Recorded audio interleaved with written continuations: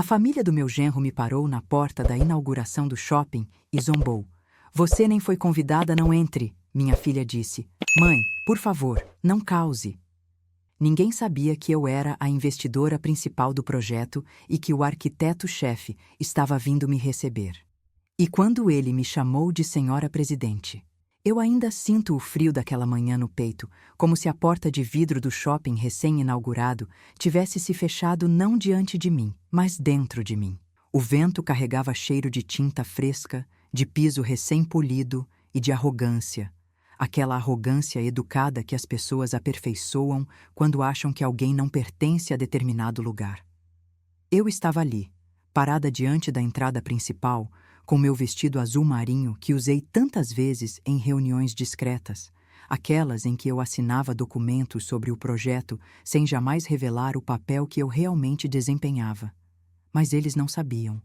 Ninguém sabia, nem minha filha. A família do meu genro estava reunida como se fossem os donos do mundo. A mãe dele, Dona Clarice, com seus colares exagerados balançando no pescoço gordo, olhou para mim com aquele sorriso que não era sorriso, era corte.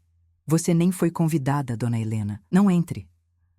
O tom carregava um prazer amargo, daqueles que só quem nunca te respeitou é capaz de sentir. Eu engoli seco. Senti o ar raspar na garganta. Antes que eu pudesse dizer qualquer coisa, ouvi a voz da minha filha. Mãe, por favor, não cause. Minha filha, minha doce, inocente e manipulada filha. O olhar dela, sem coragem de me encarar por mais de 2 segundos, doeu mais do que todas as humilhações já vividas na minha vida inteira. Meu genro, Marcos, estava logo atrás dela. Ele se aproximou apenas o suficiente para que eu pudesse ouvir, mas não os outros convidados. Não é lugar para você, Helena. Vai embora. Fica melhor para todos. Eu senti o chão tremer. Não sabia se era o impacto das palavras ou meus joelhos fracos. Eu queria apenas abraçar minha filha, dizer que eu estava feliz por ela, que aquela inauguração, aquela festa cheia de câmeras, empresários e discursos ensaiados, existia também por minha causa, mas ela não sabia. Ninguém sabia, porque eu mesma escolhi o silêncio. Eu respirei fundo. O aroma de café vindo da cafeteria atrás de mim pareceu zombar do vazio que se abriu no meu estômago. Eu tinha investido anos, noites sem dormir, preocupações que me deixaram mais cabelos brancos do que a idade. Mas ali, naquela porta, eu era tratada como intrusa. Quando tentei dar um passo para dentro, a irmã de Marcos estendeu o braço na minha frente, como se eu fosse uma invasora. A senhora não tem credencial. É um evento importante. Não inventa confusão, tá? Eu ouvi risadinhas, risadinhas. O som mais cruel que existe quando dirigido a alguém que só quis fazer parte. Eu sorri, não porque queria, mas porque era o único gesto que impedia meu coração de se romper diante deles. Minhas mãos tremiam discretamente quando segurei minha bolsa. Minhas unhas roçaram o cartão dourado, o único que poderia calar todos eles instantaneamente. O cartão que revelava minha posição. Mas não naquele momento. A ferida ainda estava sendo cavada. Eu precisava ver até onde eles iriam. Minha filha cochichou com vergonha de mim. Mãe, volta para casa. A gente se fala depois. Por favor. Ah, o pior não foi a frase. O pior foi o por favor dito como se eu fosse problema. Eu abaixei o rosto por um segundo, disfarçando a ardência nos olhos. A textura do chão brilhante refletia a imagem de uma mulher que já foi forte, já foi respeitada, e naquele momento parecia minúscula. Mas a verdade ainda estava guardada comigo, e o mundo iria ouvi-la no momento exato. Está tudo bem, Júlia, murmurei, finalmente levantando o olhar. Só vim ver a inauguração. Não estou aqui para causar nada. Ela suspirou em alívio, como se eu tivesse desistido. Como se eu tivesse me rendido, como se eu fosse alguém que se afasta quando mandam. Eu dei um passo para trás para sair do caminho e os convidados continuaram entrando, passando por mim como se eu fosse vento velho que não merece atenção. Até que ouvi passos apressados vindo do interior do shopping. Passos firmes, direcionados, respeitosos. Eu reconheci aquele andar, o arquiteto-chefe. Meu coração acelerou, não de alegria, mas de antecipação. Ele surgiu na porta, alto, elegante, trajando o terno que escolhi pessoalmente quando o projeto finalmente foi aprovado. Seu olhar vasculhou a multidão até encontrar o meu. E então, sorriu. Um sorriso verdadeiro. A família do meu genro virou para ver quem ele procurava. Quando perceberam que era eu, franziram o senho, confusos. O arquiteto se aproximou, parou diante de mim e disse, com voz clara, audível a todos: Senhora Presidente, estávamos aguardando a senhora. Por favor, venha comigo para a entrada oficial. A expressão da família congelou. Minha filha ficou pálida. Marcos arregalou os olhos. A mãe dele deixou a boca entreaberta. E eu apenas respirei. Pela primeira vez naquele dia, respirei fundo, como quem lembra quem realmente é, porque eles haviam acabado de descobrir que a mulher que humilharam na porta era a mesma que financiou o shopping em que eles tanto queriam entrar. O silêncio deles foi mais saboroso do que qualquer vingança imediata. Eu caminhei ao lado do arquiteto-chefe e as portas de vidro se abriram automaticamente com um som suave que ecoou como triunfo. Eu não olhei para trás. Não precisava. Eu sabia que todos estavam me observando, tentando digerir o impossível. O hall principal estava banhado por luz dourada, refletindo nas superfícies metálicas, e lembrei de cada reunião em que eu havia batalhado para que aquele lugar não fosse apenas um shopping, mas um legado. Eles achavam que eu era invisível. Achavam que uma mulher viúva de 67 anos devia se contentar com cadeira de balanço e novela. Achavam que minha função era apenas aparecer em eventos familiares, sorrir e aceitar tudo. Mas ali eu era a presidente. O arquiteto caminhava comigo com respeito exagerado e proposital. Ele sabia o que tinha acontecido lá fora. Tivemos um pequeno atraso, disse ele, alto o suficiente para que 2 empresários próximos escutassem. Algumas pessoas não reconheceram a senhora, imagino. Eu apenas sorri. Meu sorriso dizia tudo. Não se preocupe. Isso será resolvido no tempo certo. Entramos no corredor principal, onde os outros investidores, aqueles que sabiam quem eu era, aguardavam. Um deles, Carlos, se aproximou e apertou minha mão. Helena, que bom que chegou. Vamos posicioná-la para tua foto oficial. Foto oficial. Aquela para a qual a família do meu genro jamais teria convite. Eu me posicionei no centro, segurando a tesoura dourada simbólica. As câmeras disparavam flashes como chuva de luzes, e a fita vermelha tremulava ao vento do ar-condicionado. Enquanto sorria para a foto, eu não conseguia tirar da mente o que tinha acabado de acontecer. A rejeição, a humilhação. A vergonha pública que minha própria filha havia sentido de mim, a mulher que deu tudo a ela. E eu entendi ali que a inauguração do shopping não era o ponto alto da minha vitória. Era só o começo. Um dia muito em breve, eles todos entenderiam o que significa subestimar uma mulher silenciosa. Quando o barulho das câmeras finalmente cessou e a fita vermelha caiu diante de mim como um troféu simbólico, senti que uma porta invisível se abria dentro de mim. Uma porta que eu mantive fechada por décadas, por medo, por costume, por uma submissão silenciosa que sempre empurrei para dentro do peito como se fosse uma obrigação natural das mulheres da minha idade. Mas naquele instante, até o ar parecia mais leve. O arquiteto-chefe continuava a me guiar pelo salão principal, explicando detalhes que eu já conhecia de cor. As luminárias pendentes escolhidas após 3 reuniões, o porcelanato importado que eu aprovei apesar das críticas de custo, o paisagismo interno que eu sugeri. Cada detalhe tinha meu toque, meu suor, minha coragem. Mas a família do meu genro, eles nunca imaginaram. Porque para eles, eu nunca fui mais do que a mãe simples da Júlia. A mulher que usava roupas discretas, que falava baixo, que não disputava atenção, que não exigia respeito. E enquanto caminhava, algo doía dentro de mim. Algo profundo, antigo. Um incômodo que eu evitava encarar. A sensação de que minha própria filha havia começado a enxergar-me pelos olhos deles. Não era culpa dela. Eu repetia isso para mim mesma. Mas a dor não diminuía. A música ambiente tocava suave, mas cada nota parecia arranhar meus nervos. Eu via pessoas importantes se aproximando, cumprimentando-me, chamando-me de Presidente Helena, investidora principal, visionária. Eu respondia com elegância, mas havia um nó apertado dentro de mim. Um nó feito de anos de silêncio, anos sendo subestimada, anos sendo tratada como alguém que não sabia nada, quando na verdade eu sabia de tudo, mas escolhia não ser vista. E então, enquanto eu observava a fila de convidados entrando, eu a vi, minha filha, Júlia. Ela não ousou se aproximar. Ficou parada, encolhida, com o rosto rígido como quem tenta entender um quebra-cabeça que nunca imaginou existir. Atrás dela, o marido, Marcos, observava tudo com olhos estreitos, calculistas, como um jogador que percebe que pode ter apostado suas fichas na pessoa errada. A mãe dele, Clarice, observava-me com uma mistura venenosa de confusão e indignação. Era como se o mundo tivesse virado ao avesso, e na cabeça dela, eu é que estava fora do lugar. Eu mantive o olhar firme na minha filha. Ela parecia querer vir até mim, mas a vergonha, a pressão, os olhares da família do marido, tudo a puxava para trás. Senti meu coração apertar, porque eu a criei para ser forte, mas ela se tornou pequena. Pequena diante de pessoas que não mereciam nada dela. Depois da sessão de imprensa, retirei-me para a área reservada dos investidores.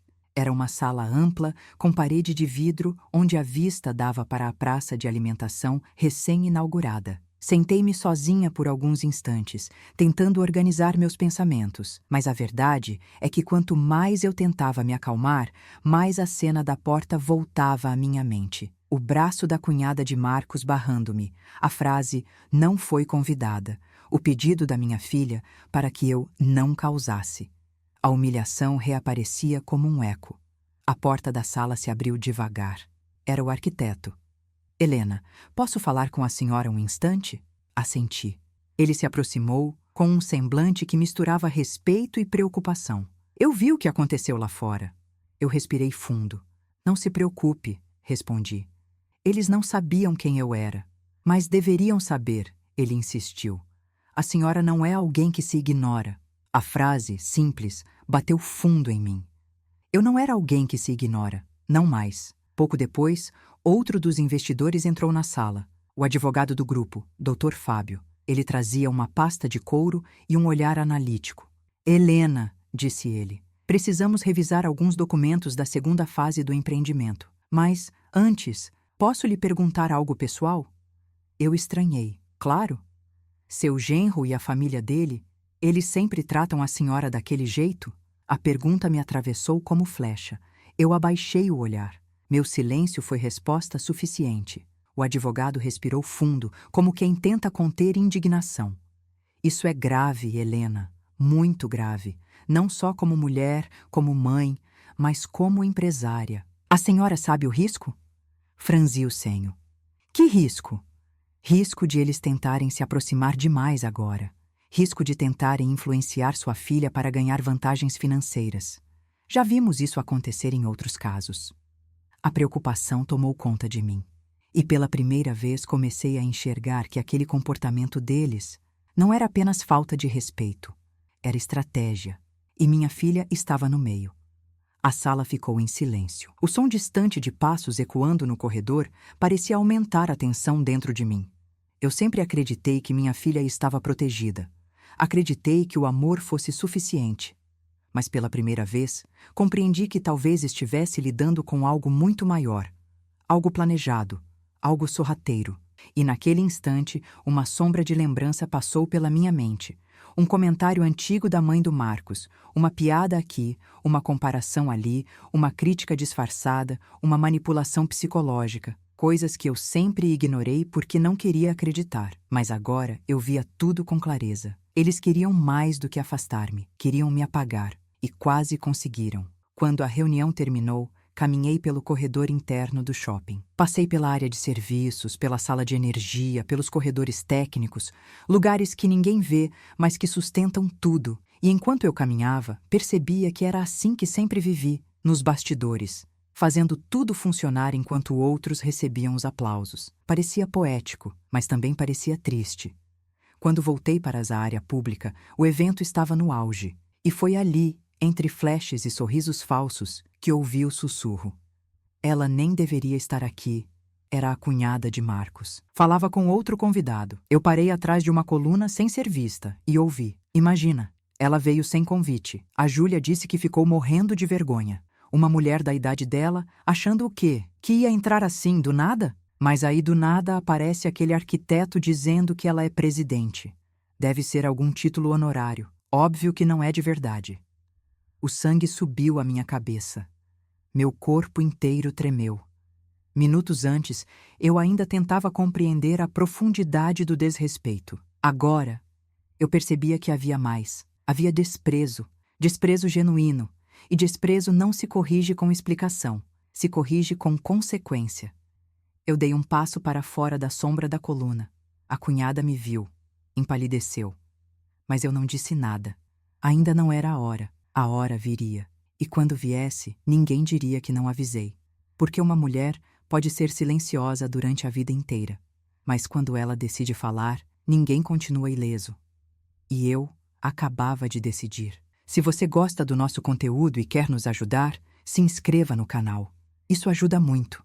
A frase ecoa dentro de mim agora enquanto escrevo, porque, se alguém um dia ouvir tudo o que aconteceu comigo, talvez aprenda o que eu demorei 6 décadas para compreender. O silêncio pode nos proteger, mas também pode matar pedacinhos da nossa dignidade a cada ano. E naquela inauguração, depois daquela humilhação na porta, depois daquele sussurro venenoso atrás da coluna, eu percebi que era chegada a hora de quebrar décadas de silêncio. Quando caminhei pela praça central do shopping, senti o perfume das lojas novas invadir o ar. Couro, tecido, tinta fresca, pão quente vindo da padaria gourmet.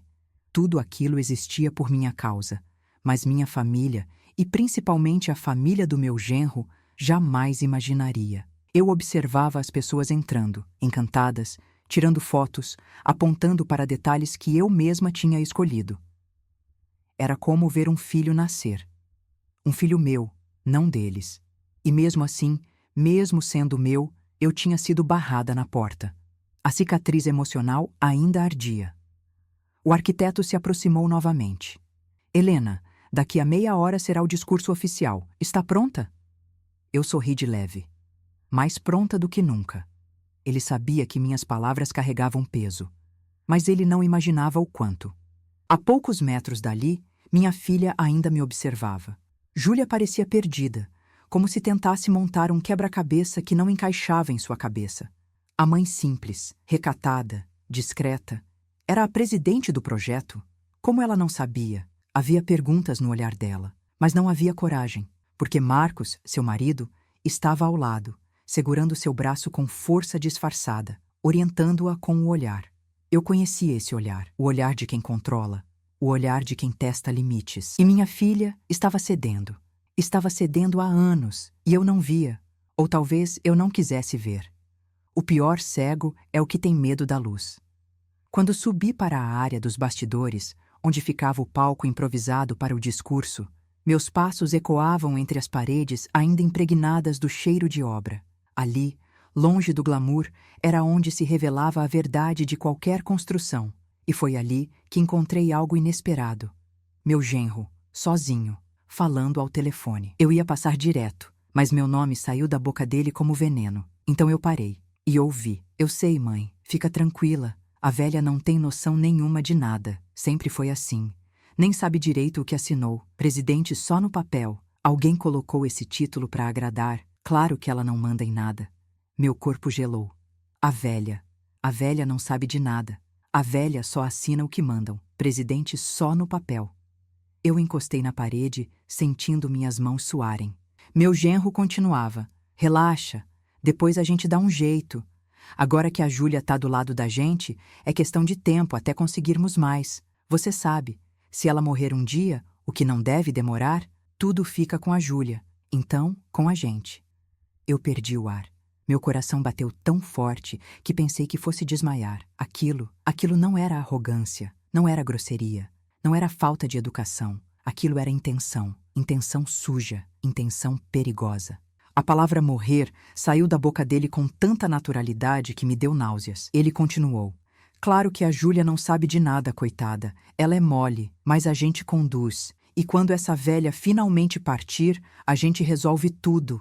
Foi aí que meus dedos ficaram frios, minha respiração falhou. Eu ouvi, com meus próprios ouvidos, meu genro fazendo planos sobre minha morte, falando de mim como se eu fosse um estorvo, como se eu já estivesse com um pé na cova, como se eu fosse descartável. E minha filha, no meio disso, minha filha sendo manipulada, usada. Meu estômago embrulhou, minhas pernas ficaram bambas. Por um instante, senti como se o chão de cimento cru fosse abrir sob mim. Como se toda a minha vida, todo o meu esforço, todos os anos em que me mantive forte, tivessem desabado. Mas eu não caí. Não naquele momento. Porque algo dentro de mim despertou. Um tipo de força que eu não sentia desde que era jovem e precisei criar minha filha sozinha. Um tipo de força que renasce apenas quando uma mãe percebe que alguém tenta destruir o que ela mais ama e destruir a ela própria. Eu dei um passo para trás, silenciosa, e outro, e outro.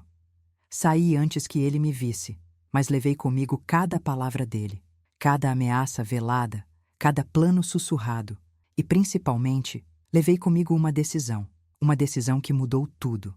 Quando voltei para o salão principal, havia dezenas de convidados reunidos. A luz dourada refletia no piso como se fosse um tapete brilhante. Mas para mim, aquele brilho já não parecia bonito. Parecia falso. Parecia uma maquiagem por cima de algo podre, como meu genro e sua família. O arquiteto aproximou-se novamente. Helena, daqui a 10 minutos começamos. Eu assenti, mas meu olhar estava distante. Estava longe dali. Estava no telefone do meu genro, nas palavras dele, na maldade natural com que falava da minha morte. Uma senhora pode envelhecer o corpo, mas seu instinto nunca envelhece. E naquele momento, meu instinto me dizia: você precisa agir, agora. Então eu respirei fundo, ajeitei meu colar, endireitei minhas costas e subi no palco. Quando a música cessou e os holofotes me iluminaram, vi as expressões de todos: admiração, surpresa, respeito. E no fundo da plateia, o rosto da minha filha. Ela parecia estar em conflito interno, como se quisesse me abraçar, mas tivesse medo de contrariar o marido. E então, vi o rosto do Marcos, sério, travado, incomodado. Incomodado porque eu existia. Incomodado porque eu tinha poder. Incomodado porque agora que ele sabia quem eu realmente era, entendia que não podia mais controlar minha filha tão facilmente. Eu segurei o microfone. E antes de iniciar meu discurso oficial, decidi que aquele seria o primeiro passo da minha revanche. Uma revanche silenciosa, elegante, irrefutável. E quando respirei para começar, senti algo crescer dentro de mim. Não ódio, não vingança pura, mas clareza. Clareza absoluta. E quando uma mulher de 67 anos finalmente enxerga a verdade, ninguém consegue pará-la. Nem Marcos, nem sua mãe, nem sua família inteira. E certamente não alguém que planeja a morte da própria sogra. Eu ainda não sabia como, mas naquele momento eu fiz uma promessa a mim mesma. Eles aprenderiam quem eu sou, todos eles, um por um. E esse seria apenas o começo. Quando desci do palco, após o discurso que dei com a leveza de quem respira calmamente, mesmo enquanto guarda um furacão dentro do peito, senti uma estranha clareza. Era como se, pela primeira vez em muitos anos, minha visão estivesse nítida. Eu sabia quem era o inimigo. Eu sabia quem estava manipulando minha filha. E agora? Agora eu sabia que eles tinham um plano contra mim. Minhas mãos tremiam ainda, não de nervosismo, mas de raiva contida. Raiva madura, daquela que não explode, constrói estratégia. Eu me lembro de ouvir a salva de palmas ao final do meu discurso, mas a verdade é que, naquele momento, o mundo ao meu redor ficou abafado. O único som que eu ouvia era a voz do Marcos repetindo na minha mente: quando essa velha morrer, tudo vai ficar com a Júlia e depois com a gente. Aquilo martelava no meu peito como ferro quente, e quanto mais eu pensava, mais entendia. Aquele homem não amava minha filha. Ele amava o que podia tirar dela e o que podia tirar de mim. Eu não era ingênua. A vida me deu dureza suficiente para reconhecer um predador quando o vejo. E Marcos era um. Quando deixei o palco, uma fila de pessoas se aproximou para me cumprimentar. Investidores, parceiros, representantes da prefeitura, todos sorrindo, elogiando, comentando como ninguém imaginava que a senhora fosse tão influente, dona Helena. Eu sorria, agradecia, cumprimentava. Mas por dentro eu estava costurando planos. A cada aperto de mão, eu lembrava do telefone do Marcos. A cada elogio, eu lembrava da humilhação na porta. E a cada sorriso falso da família do meu genro, porque sim, eles agora sorriam para mim. Eu entendia que estava lidando com inimigos disfarçados. Clarice se aproximou primeiro. Helena, minha querida, que surpresa maravilhosa. Não imaginei que você fosse tão importante para o projeto. A falsidade escorria da boca dela como perfume barato. Eu olhei diretamente nos olhos dela, e pela primeira vez ela desviou. A postura dela, antes tão superior, agora era insegura. Pois é, Clarice, respondi com voz firme. Às vezes, quem vocês consideram pequeno é justamente quem carrega tudo nas costas. Ela riu, tentando aliviar a tensão, mas o riso era falho. Em seguida, Marcos veio até mim, com um sorriso queimada de cinismo. Helena, que discurso lindo! Você emocionou todo mundo. Eu segurei o olhar dele com uma calma que não tinha antes. Obrigada, Marcos. Fico feliz que tenha gostado. Ele engoliu seco, e só eu percebi. Algo no meu tom o incomodava. Ele talvez suspeitasse que eu sabia de algo, mas ele não tinha certeza. Ainda. Depois, queria conversar sobre alguns planos futuros. Ele arriscou, tentando soar despretensioso. Você sabe, talvez a gente possa te ajudar a administrar tudo isso. Você já tem uma certa idade. Ah, lá estava. Lá estava a intenção por trás do verniz. Eu sorri. Um sorriso que ele não entendeu. Claro, Marcos, teremos muito tempo para conversar sobre isso. Ele sorriu, satisfeito. E naquele sorriso, eu vi a carcaça de um homem que não faz ideia do tamanho do abismo que está cavando para si mesmo. Júlia se aproximou logo depois. Minha filha, minha menina. Mas não era mais só minha. Agora ela era moldada pelas palavras de um marido que a manipulava com delicadeza calculada. Mai, disse ela, com olhos marejados. Por que você nunca me contou nada disso? Eu a segurei pelas mãos. Pela primeira vez em muito tempo, ela me olhou como se realmente estivesse me vendo. Porque eu queria que você fosse feliz, filha. E achei que, sendo discreta, você teria paz. Ela respirou fundo. Eu não entendo. O Marcos sempre disse que... Parei ela com um leve aperto em seus dedos. Filha, escute sua mãe. As pessoas nem sempre são o que parecem. Ela mordeu o lábio. Havia conflito no olhar dela. Havia dores que eu não sabia que existiam. Havia sinais que eu ignorei. E essa culpa pesou em mim como concreto. Podemos conversar amanhã? Ela pediu com voz fraca. Sozinhas? Podemos, meu amor, respondi. Amanhã, tudo vai ficar mais claro. Eu disse isso porque, dentro de mim, algo já estava decidido. Eu ia expor Marcos, ia expor a família dele, ia proteger minha filha. E ia fazer isso de forma tão irrefutável que ninguém seria capaz de negar. Quando o evento se encerrou, voltei para a sala de reuniões. Me sentei sozinha diante da mesa de madeira escura, e as luzes refletiam no verniz como se fossem pequenas estrelas. Eu sentia o peso da idade nos ombros, mas também sentia algo novo. A determinação de uma mulher que finalmente percebeu que não tem mais nada a perder. Peguei meu celular, respirei fundo e fiz a primeira ligação. Alô? Aqui é Helena. Preciso de você. Do outro lado da linha, uma voz firme respondeu.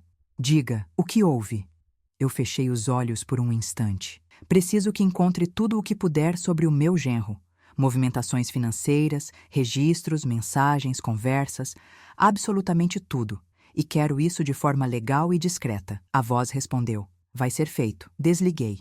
E naquele instante, o primeiro fio da teia que eu iria tecer começou a se formar. Uma teia silenciosa, precisa, fatal. Porque a minha vingança, diferente deles, seria limpa, seria justa, seria inteligente. E quando chegasse a hora, ninguém iria rir na porta de shopping nenhum. A mãe silenciosa que finalmente aprende a guerrear. A sala de reuniões estava silenciosa quando desliguei o telefone. Silêncio. Não o silêncio do medo ou da humilhação, mas o silêncio que antecede tempestades. Tempestades que mulheres como eu, com quase 7 décadas nas costas, sabem provocar sem levantar a voz. Minhas mãos repousavam sobre a mesa, firmes. Eu não tremia mais. A Helena que entrou naquele shopping pela manhã estava morta. A Helena que saía dali agora renascia. Renascia com a lucidez de quem não vai permitir que ninguém decida seu destino, nem o de sua filha. A luz do teto refletia no vidro da mesa como lâminas afiadas. Eu olhava aquele brilho e repetia na mente cada palavra do meu genro, como se estivesse afiando uma espada invisível. Quando essa velha morrer, tudo vai ficar com a Júlia. Ela não sabe de nada. É só assinar o que mandam. Assinar o que mandam. Assinar o que mandam. Eles realmente acreditavam que eu era isso? Uma mão trêmula segurando uma caneta? Um nome num papel? Uma velha esperando a morte? A audácia deles era quase risível. Mas o que Marcos não sabia é que, enquanto ele tramava minha morte, eu tramava minha vida e a vida da minha filha. Saí da sala e caminhei pelo corredor interno. O perfume do shopping parecia diferente agora, como se eu respirasse não mais tinta fresca e madeira nova, mas a verdade, e a verdade dói. Mas também liberta. Quando cheguei à garagem subterrânea, o segurança me chamou. Dona Helena, seu carro já está na saída. Quer que acompanhem até lá? Sorri com gentileza. Obrigada. Hoje eu mesma me viro. Ele sorriu de volta, sem saber que aquela frase, tão simples, carregava a nova realidade da minha vida. Hoje, eu mesma me viro. Hoje, eu mesma começo. Hoje, eu mesma faço justiça. O ar frio da noite bateu no meu rosto quando saí do shopping. O céu estava limpo, a lua cortando a escuridão como navalha prateada. Enquanto dirigia, minha mente retomava cenas antigas, recordações que eu escondi por anos, acreditando que a paz dependia do meu silêncio.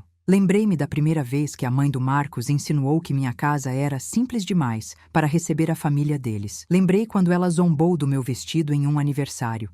Lembrei quando Marcos disse que eu não precisava opinião sobre nada, porque mulher da sua idade já viveu o que tinha para viver. E pior, lembrei das vezes em que Júlia pediu que eu não levasse para o pessoal. Minha filha não entendia, porque nunca viu. Porque nunca ouviu como eu ouvi no telefone, porque nunca percebeu o veneno doce que aquela família destilava em cada canto da nossa relação. Mas agora, eu sabia. E quando a mãe sabe, o mundo muda. Pareguei o carro em casa, desliguei o motor e fiquei alguns segundos ali, sentada, ouvindo o meu próprio coração. Era forte, rígido, determinado. Levantei devagar, entrei em casa e acendi apenas a luz da cozinha. A claridade amarelada deixou tudo íntimo, quase sagrado. Foi então que fiz a segunda ligação da noite. Alô? A voz do outro lado era velha conhecida. Com ela, eu não precisava fingir força, porque ela sempre soube que eu tinha.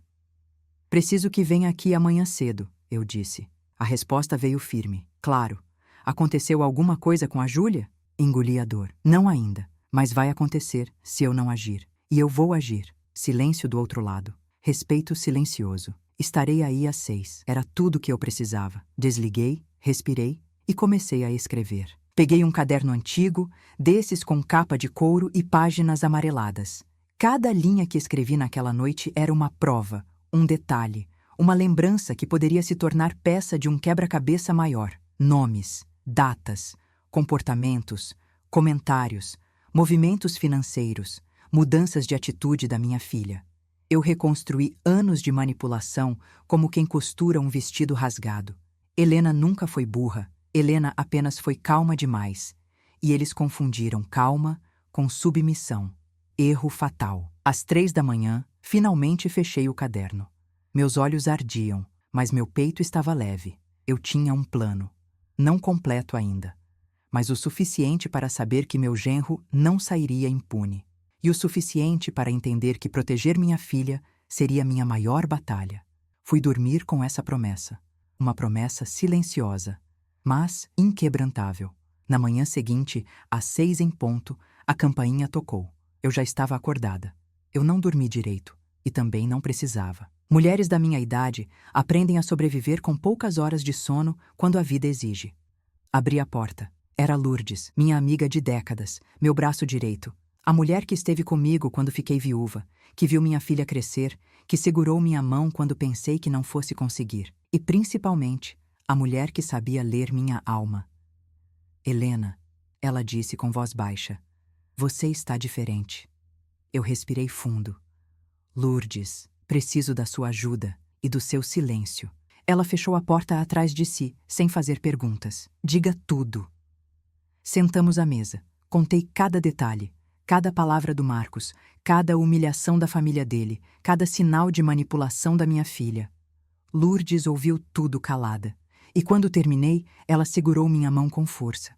Isso não é só desrespeito, ela disse. Isso é crime. Eu a encarei. Eu sei. Foi ali que percebi. Eu não estava sozinha. Lourdes abriu sua bolsa e colocou algo sobre a mesa. Um pequeno aparelho prateado. Isso grava conversas com qualidade perfeita, ela disse. Use. Você tem o direito de se proteger. Eu toquei o aparelho com cuidado, como quem segura uma arma carregada, porque era isso que ele era. Uma arma. Legal, silenciosa, letal pela verdade. Helena, ela continuou. Você precisa provar o que ouviu, precisa registrar, precisa se proteger. Eu respirei profundamente. E a Júlia? Perguntei. Como eu a tiro desse abismo sem que ela perceba que sempre esteve nele? Lourdes suspirou. Com paciência, com estratégia e com verdade.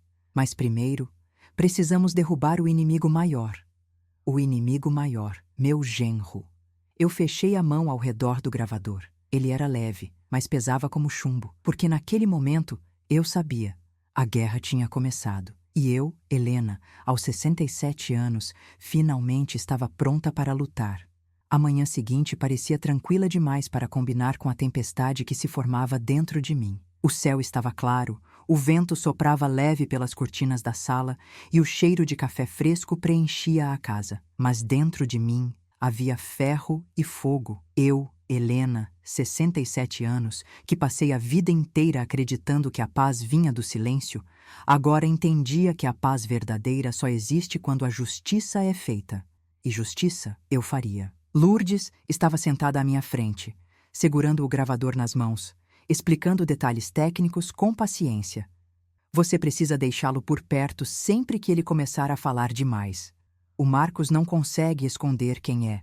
Ele sempre escorrega. Eu respirava com calma, como quem se prepara para um ritual. Aquele pequeno aparelho cabia na palma da minha mão, mas carregava o peso do meu futuro e da minha filha. Helena, Lourdes disse, colocando a mão sobre a minha. Não tenha medo. Você não está fazendo nada errado. Você está se protegendo. Medo. A palavra atravessou meu peito como uma lembrança antiga. Eu tive medo por muitos anos. Medo da solidão, medo de perder minha filha, medo de incomodar, medo de ser considerada velha demais para opinar. Mas naquele momento percebi. Eu não tinha mais medo, eu tinha propósito. Por volta das 9 da manhã, recebi uma mensagem de Júlia. Mãe, podemos conversar hoje? Preciso entender tudo. Ainda estou muito confusa. A frase me partiu em dois. Minha filha estava pedindo ajuda, mesmo que não soubesse formular assim. E por trás da confusão dela, havia culpa, havia medo, havia um pedido de socorro silencioso. Um pedido que eu ignorava há anos, porque queria acreditar que Marcos era um bom homem. Como eu fui cega, respondi. Claro, filha. Venha almoçar comigo. Temos muito o que resolver juntas. Minutos depois, Marcos me mandou mensagem também. Podemos conversar sobre aquele assunto? Acho que podemos alinhar certas decisões. O estômago embrulhou. Decisões. Ele se referia ao patrimônio, às assinaturas, aos documentos que ele achava que eu não sabia interpretar. Eu respondi apenas, sim, hoje mesmo, e respirei fundo. O jogo começara. Às 11 horas, Júlia chegou em casa. Ela parecia cansada, abatida, como quem passa a noite inteira brigando consigo mesma. Quando me abraçou, senti a fragilidade dela nos braços. Filha, murmurei, segurando o rosto dela entre minhas mãos. O que fizeram com você? Ela sorriu triste. Mãe, eu sinto que não conheço mais nada. Nem você, nem o Marcos, nem a mim mesma. Dói dizer isso, mas eu sabia. Minha filha estava sendo moldada, manipulada como argila nas mãos erradas. Sentamos no sofá. Ela respirou fundo. Mãe, por que você nunca contou que era dona daquele shopping? Por que nunca me disse que tinha tanto dinheiro? Por que sempre escondeu tudo? A pergunta dela veio cheia de mágoa. Mágoa que não era dela, mas plantada. Eu segurei a mão dela. Porque eu queria que você não fosse criada olhando para o dinheiro, mas sim para o caráter. Eu queria que você crescesse, sabendo que amor vale mais do que qualquer cifra. Ela abaixou o olhar. Mas por que não me contou depois que me casei? Eu poderia ter confiado mais em mim. Ah, a ferida estava ali. Eu respirei fundo. Porque depois que você se casou, eu percebi que você começou a repetir frases que não eram suas. Ela franziu a testa. Frases dele, Júlia. Opiniões dele. Pequenas coisas. Mãe, não arruma confusão. Mãe, não exagera. Mãe, deixa que o Marcos resolve. Você foi se afastando e eu tive medo de pressionar. Os olhos dela marejaram. Mãe, você está dizendo que ele me manipula? Eu respirei fundo e pela primeira vez disse em voz alta. Sim, filha, manipula. Júlia levou a mão à boca. Tremia. Eu não sei no que acreditar. Abracei minha filha, apertando forte, como se quisesse protegê-la com meu próprio corpo. Então deixe que eu te mostro a verdade, mas no tempo certo. Hoje, preciso que você confie em mim como confiava quando era menina. Ela desabou no meu ombro, chorando silenciosamente. E naquele choro, eu soube que ainda havia esperança. Marcos chegou às 14 horas. Quando ele entrou, senti o ar da sala mudar, como se a presença dele contaminasse o ambiente. Ele tentou disfarçar com um sorriso. Helena, que bom te ver. Vim conversarmos sobre o futuro. Ah, o cinismo. O homem que planejava minha morte 2 noites antes entra na minha casa sorrindo como genro exemplar. Lourdes havia me alertado. Não force nada. Espere ele falar. Ele sempre se entrega. E foi exatamente o que fiz. Coloquei o gravador dentro da caixa de lenços sobre a mesa de centro, discreto, invisível. Ofereci café. Haja naturalmente, Helena. Mulheres espertas vencem pela paciência. Ele se sentou, ajeitou o relógio caro no pulso e começou. Helena, eu gostaria de conversar sobre seu patrimônio. Você já está numa idade delicada. Acho importante começar a organizar a sucessão, sabe? Você não vai querer deixar problemas para Júlia. Ah, ele não tinha vergonha. Pigarriei. Que tipo de organização você sugere? Seus olhos brilharam. Bom, nós poderíamos assinar alguns documentos, deixar algumas decisões de administração para mim, para que a Júlia não fique sobrecarregada. Eu o olhei com calma. Uma calma que ele confundiu com fragilidade. Marcos, você poderia ser mais específico? Ele sorriu relaxado. Caiu na armadilha sem perceber. Claro, Helena, você poderia me conceder uma procuração ampla. Assim eu cuido de tudo para você. Eu permaneci em silêncio por alguns segundos. Silêncio profundo, silêncio calculado, silêncio que homens como ele não sabem interpretar. Ele completou, achando que me convencia. É para o seu bem. A senhora já fez muito, agora merece descanso. Descanso. A palavra soou como insulto. Eu sorri. Marcos, e se eu disser que não quero descanso? Ele arregalou os olhos por um instante. Mãe! Júlia tentou intervir, insegura. Eu ergui a mão com suavidade. Quero ouvir o Marcos. Ele engoliu seco. Helena, isso é o melhor para todos. A senhora está velha. Velha. E foi aí que ele selou o próprio destino. Eu me inclinei para a frente, olhando-o nos olhos. Marcos, você faz ideia de com quem está falando? Ele abriu a boca, mas não disse nada. Eu continuei. Eu investi sozinha em 3 empreendimentos. Sobrevivi à morte do meu marido. Criei minha filha com um salário mínimo. Cheguei ao topo sem escada. E você, um homem que nunca construiu nada além de ilusões, acha que pode administrar a minha vida? Ele empalideceu. Júlia prendeu a respiração. Marcos, completei com voz firme e baixa. A senhora velha aqui está mais lúcida do que você jamais esteve. Silêncio. Um silêncio que cortava o ar. Ele finalmente recuou na postura. Eu só queria ajudar. Mentiroso. E então, naquele exato momento, o telefone dele vibrou. Ele olhou e esqueceu que eu estava ali. Esqueceu que minha filha estava ali. Esqueceu tudo, porque murmurou, achando que ninguém ouviria. Não se preocupa. Ela vai assinar. Ela, eu, a velha. Meus ouvidos arderam. Júlia levantou a cabeça na hora. O que você disse, Marcos? Ele congelou. Eu apenas sorri, porque tudo, absolutamente tudo, estava gravado. E naquele instante, eu soube. Eu já tinha a arma. Agora, faltava apenas o disparo final. O capítulo seguinte seria o confronto. E ele não sairia ileso. Depois que Marcos murmurou ao telefone, diante de mim e da própria esposa, aquela frase que selava sua manipulação, ela vai assinar. Senti que o mundo parou ao redor. Júlia olhou para ele como se estivesse vendo um estranho. Eu, Helena, apenas sorri. Não por ironia, mas porque, naquele instante, uma porta que ficou fechada durante anos finalmente se abriu dentro da minha filha.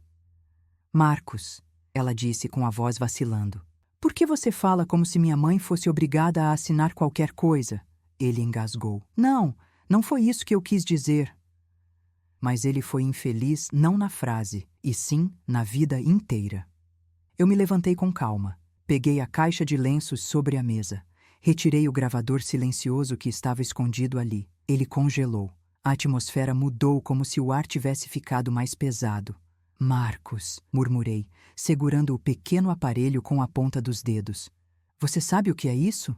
Ele empalideceu. Sua boca abriu, mas nenhuma palavra saiu. Júlia tremia. Sua respiração rápida era o som mais doloroso de ouvir. Eu cliquei o botão. A sala ficou repleta da voz dele. Quando essa velha morrer, tudo fica pra gente. Ela não sabe o que assina. Dá uma procuração ampla e resolvo tudo. Júlia levou as mãos ao rosto. As palavras que ela sempre ignorou, justificou, silenciou, agora ecoavam sem dó. Eu assisti ao colapso moral de um homem. Isso é mentira! Marcos gritou, num desespero patético. Eu o encarei com serenidade. Marcos, é a sua voz. Ele tentou agarrar o aparelho. Eu recuei um passo. Júlia se levantou num rompante, pela primeira vez em muitos anos, com força. Você planejou usar minha mãe? Você falou da morte dela? Eu estava brincando, Júlia. Era só modo de falar. Modo de falar sobre herança? Sobre tirar vantagem da minha mãe? Sobre controlar tudo? Os olhos dela lacrimejavam, mas havia uma fúria sincera emergindo, algo que eu achei que jamais veria novamente. Marcos tentou se justificar, se vitimizar, se defender como sempre faziam homens de sua laia, mas não havia mais sombra para onde correr. A luz da verdade o queimava vivo. E eu, Helena, finalmente falei. Você achou que eu fosse morrer logo, achou que eu fosse burra, achou que a idade me tirou a lucidez. Achou que poderia controlar minha filha como controla tudo. Mas você esqueceu uma coisa, Marcos. Ele me olhou trêmulo. Mulheres da minha idade enxergam no escuro. Ele tentou ainda um último golpe de manipulação. Amor, você não vai acreditar nisso. É sua mãe tentando nos separar. Mas Júlia, com a voz firme, respondeu. A única pessoa que nos separou foi você, Marcos. Quando me fez duvidar da minha própria mãe, eu senti um nó se desfazer dentro de mim. Talvez tenha sido o nó de 30 anos. Marcos então virou para mim. Eu posso processar. Você me gravou sem autorização. Eu sorri. Marcos, eu pedi orientação jurídica ontem mesmo. Essa gravação é totalmente legal. Você estava na minha casa. Você abriu uma conversa sobre documentos e tentou me pressionar. Eu tenho o direito de me defender. A cor desapareceu de seu rosto. E foi então que toquei no ponto fatal. Amanhã cedo, vou entregar esta gravação ao advogado do grupo e ao Ministério Público. Você será investigado por tentativa de manipulação patrimonial e intenção velada de estelionato. Talvez outras coisas apareçam, né? Afinal, quem fala isso faz coisa pior. Júlia deu um passo atrás, como se não reconhecesse mais o homem com quem dormiu por tantos anos. Saia da minha casa, ela disse, com uma firmeza que nunca havia usado com ele. Agora. Ele tentou se aproximar dela, mas eu me coloquei na frente, pequena, mas inquebrantável. Você ouviu a minha filha. Marcos saiu, batendo a porta com violência. A cena patética final de um homem que perdeu não apenas o controle, mas a máscara. O silêncio que ficou depois dele não foi vazio, foi sagrado. Júlia caiu no sofá, chorando. Um choro profundo, de libertação, de dor reprimida, de culpa acumulada. Sentei-me ao lado dela e segurei sua mão. Mãe, desculpa, eu fui tão cega. Você não foi cega, filha, respondi, beijando sua testa. Você foi enganada, e isso acontece com mulheres boas. Ela chorava nos meus braços como quando tinha 6 anos. Eu achei que você fosse exagerada às vezes. Eu sorri com leveza. Quando você tiver minha idade, vai perceber que mulheres maduras não exageram. Elas alertam. Ela riu entre lágrimas. Eu te amo, mãe. Eu também te amo, minha menina. E agora, nós duas vamos recomeçar. Na manhã seguinte, entreguei tudo ao advogado do empreendimento. Ele ouviu a gravação 2 vezes, anotou nomes, datas, implicações legais. No final, disse: Helena, isso é gravíssimo. Ele não só será processado, como pode pegar pena. Eu apenas assenti. Eu não buscava vingança, buscava justiça e proteção para quem eu mais amava. Alguns dias depois, Marcos recebeu notificação judicial. A família dele tentou me ligar. Arrogância misturada com desespero. Não atendi. Eles não mereciam nem meu silêncio. Júlia pediu divórcio, rápido, firme e sem hesitar. E eu vi, pela primeira vez em muitos anos, minha filha renascer. Ela voltou a sorrir diferente. Voltou a vestir o que gostava. Voltou a comer os pratos que abandonou porque o Marcos não gostava. Voltou para mim, não como dependência, mas como mulher desperta. Meses depois, estávamos novamente no shopping. Agora não havia humilhação, não havia risadas abafadas, não havia porta fechada, nem ninguém para dizer que eu não fui convidada. Júlia caminhava ao meu lado e segurou minha mão espontaneamente. Mãe, obrigada. Você me salvou. Eu a olhei emocionada. Não, filha, você se salvou quando decidiu enxergar. Ela sorriu. E agora, o que a senhora vai fazer com a vida? Eu respirei fundo, sentindo o aroma de café, luz, movimento e respondi: vou viver. Aos 67 anos, estou finalmente começando. A vida me ensinou que o silêncio pode proteger, mas pode acorrentar, que a idade não nos torna frágeis, nos torna perigosamente sábias, e que ninguém consegue destruir uma mulher que conhece seu próprio valor. A justiça não chega cedo, mas sempre chega. Muito obrigada por assistir esta história até o final, de coração. Se você gostou, inscreva-se no canal. Isso nos ajuda muito a continuar trazendo histórias intensas, emocionantes e verdadeiras como esta. Até a próxima história. Com carinho, Helena.